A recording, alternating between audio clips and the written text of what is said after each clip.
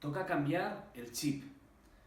Así que vamos a ver cómo hacemos, porque vamos a pasar de un lugar como Galilea, que es el lugar turístico por naturaleza, por la temperatura, por la vegetación, a Samaria.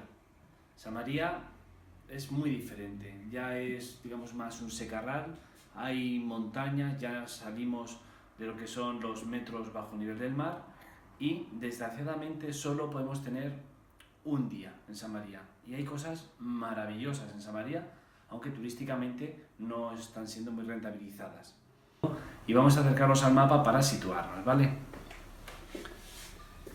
Hemos estado en el lago de Galilea y la manera más sencilla para llegar a Jerusalén no es cruzando Samaria así, no, hay que buscar los canales naturales. ¿Qué canal natural tenemos? El Valle del Jordán. Entonces, el lago de Galilea continúa por el río Jordán y más o menos a esta altura nosotros ya nos vamos a meter hacia Siquem. Siquem y Nablus, actualmente se suele llamar hacia Nablus, y Siquem digamos que es la parte más antigua donde está más la arqueología.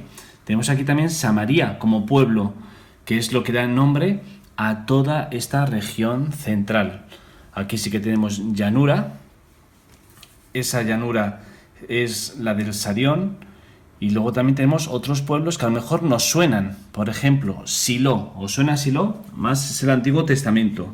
Allí estuvo el Arca de la Alianza, el tabernáculo, una vez que entraron el pueblo de Israel a la tierra prometida. Y allí fue Ana a rezar por su hijo Samuel. Y como le fue bien a Samuel, pues le ofreció a su propio hijo para cuidar al tabernáculo. ¿Más cosas que tenemos? Tenemos Betel. En Betel también estuvo el tabernáculo, y Betel, pues al principio no hacía santa, pero luego poco a poco se fue adorando a los ídolos. Y al final fue una ciudad rechazada por los profetas de Dios. Actualmente podríamos ir a Ramallah, que es la capital del pueblo palestino.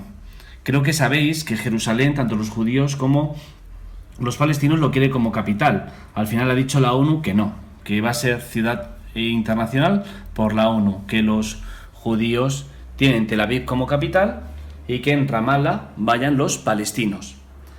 Entonces es una ciudad boyante que está ahora mismo resurgiendo, porque en un futuro estado palestino Ramallah sería la capital.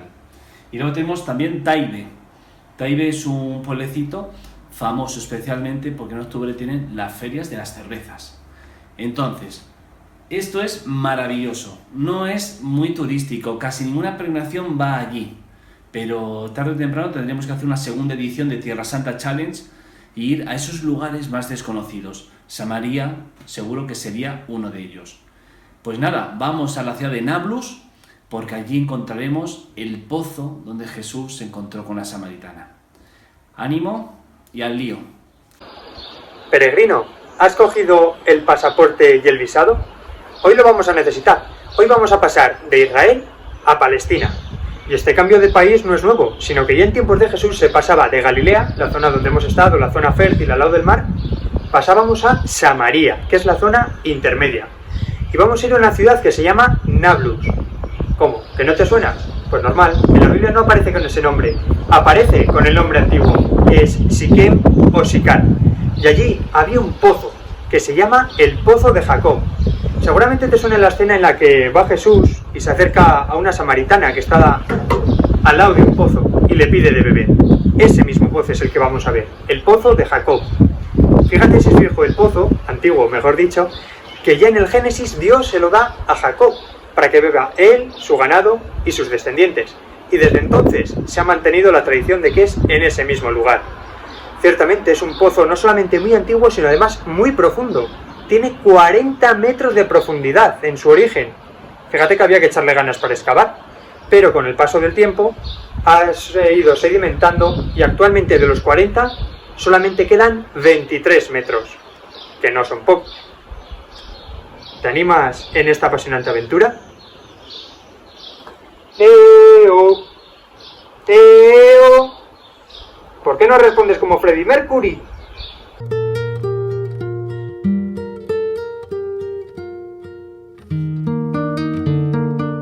A 60 kilómetros de Jerusalén hay un lugar que nos invita a viajar en el tiempo, 4000 años atrás.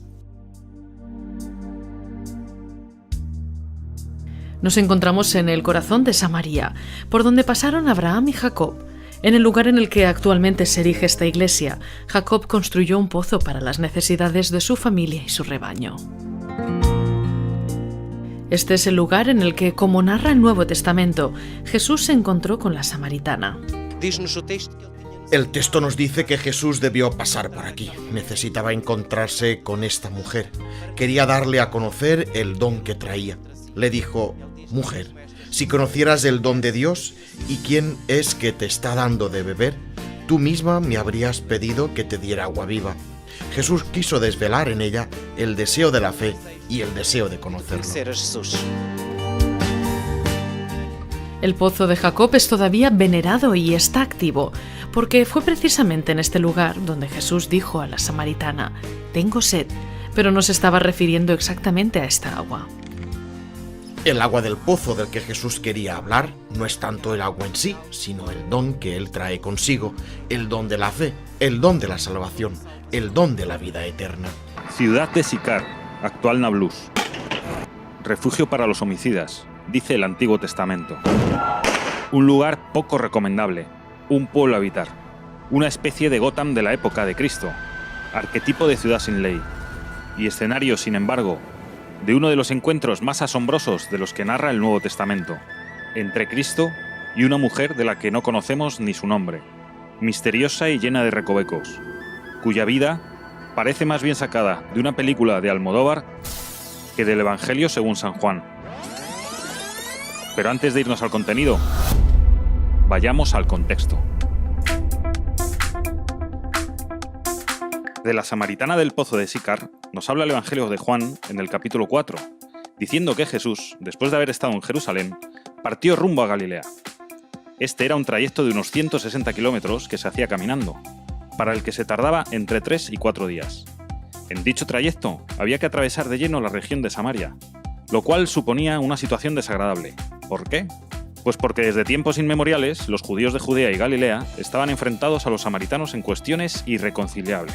Hablando en plata, se odiaban. Por ejemplo, los judíos aseguraban que Yahvé, Dios, habitaba en el templo de Jerusalén, mientras que los samaritanos, una especie de apestados para los judíos, Yahvé habitaba en el monte Garizim, muy cerca de la ciudad entonces llamada Sicar, hoy Nablus.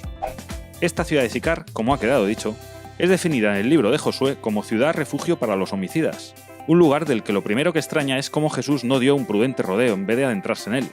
Según nos cuenta Juan, en este viaje de Judea a Galilea, llegaron Jesús y sus discípulos al pozo de Jacob, situado en Sicar.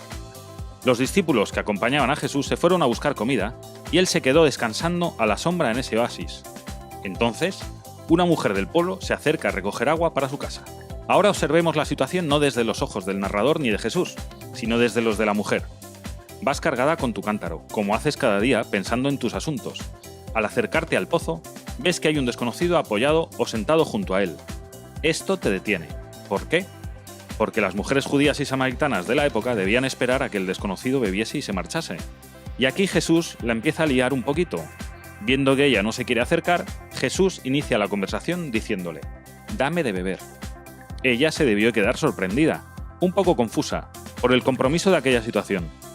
Y entonces se destapa el tarro de las esencias en un diálogo lleno de misterios, confesiones, confidencias y revelaciones entre dos desconocidos a los que la cultura de su tiempo separaba 1.000.000 de kilómetros, aunque estuviesen tan solo a un puñado de metros.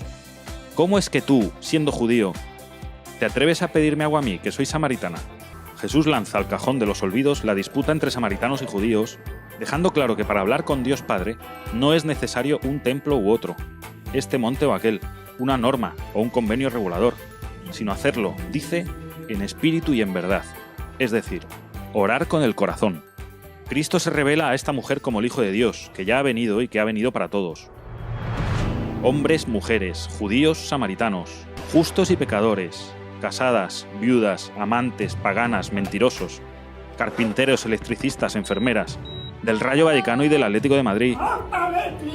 Lo que esta escena del Evangelio nos viene a decir es que no importa de dónde vengas ni qué hayas hecho en tu vida. Cristo no es para mujeres intachables. Cristo es para mujeres valientes que se atreven a romper los moldes de su entorno y le abren el corazón, aceptan hablar con Él para conocerle, como hizo esta mujer de un pueblo de Samaria, refugio de homicidas, que llevaba una vida tachada de poco ejemplar. En medio de este diálogo entonces llegan los discípulos, y el propio Evangelio de San Juan nos advierte. Llegaron los apóstoles y se sorprendieron de que Jesús estuviera hablando con una mujer. Cristo la reveló a ella, mucho antes que a muchos de sus seguidores, quién era. Entonces ella contó a sus vecinos lo que había sucedido, y en ese pueblo de tan mala fama, en la Samaria odiada por los judíos, Jesús se quedó 2 días con ellos.